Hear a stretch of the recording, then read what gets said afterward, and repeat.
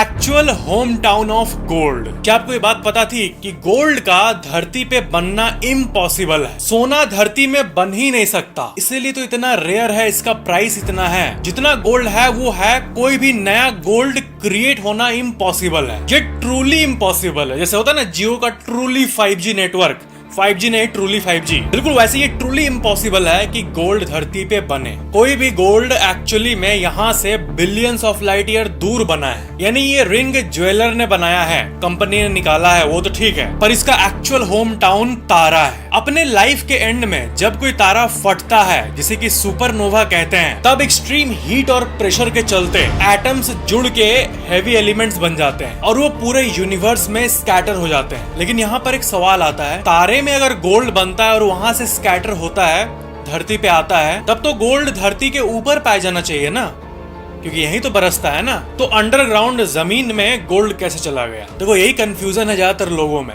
ऐसा नहीं होता है कि तारा से फट के गोल्ड धरती पे आ रहा है, वैसा नहीं होता। ये है कि फटे हुए तारे से जो भी गैसेस स्प्रेड होते हैं पूरे यूनिवर्स में, गैसेस पूरे यूनिवर्स में बिखर जाते हैं और यही गैस सब कूल होकर, ठंडा होकर बाद में प्लैनेट्स का रूप लेते हैं। तो जो मटेरियल, जो गैस ठंडा होके प्लैनेट बन रहा है जैसे कि धरती, उसके मटेरियल में ही गोल्ड रहता है रेडीमेड। यानी जब धरती शुरू में फॉर्म हो रही थी, तब शुरू में ही फॉर्मेशन के समय में ही वो गैसेस सॉलिडिफाई हो गए, प्लैनेट का रूप ले लिए और उसमें गोल्ड था। और हैवी एलिमेंट जैसे कि गोल्ड धरती के अंदर चले गए, अंदर सिंक कर गए, धस गए, और इसलिए गोल्ड अंडरग्राउंड ही पाया जाता है। पूरी मतलब ये है कि एक एक गोल्ड जो आपके घर में है वो आप छू रहे हो। जैसे कि मम्मी का ज्वेलरी कुछ होगा तो जाकर उसको टच करना और सोचना कि आप लिटरली एक्चुअली में तारे को छू रहे हो। अगर आप बहुत डीपली देखो तो बढ़ते हैं नेक्स्ट सीक्रेट पे।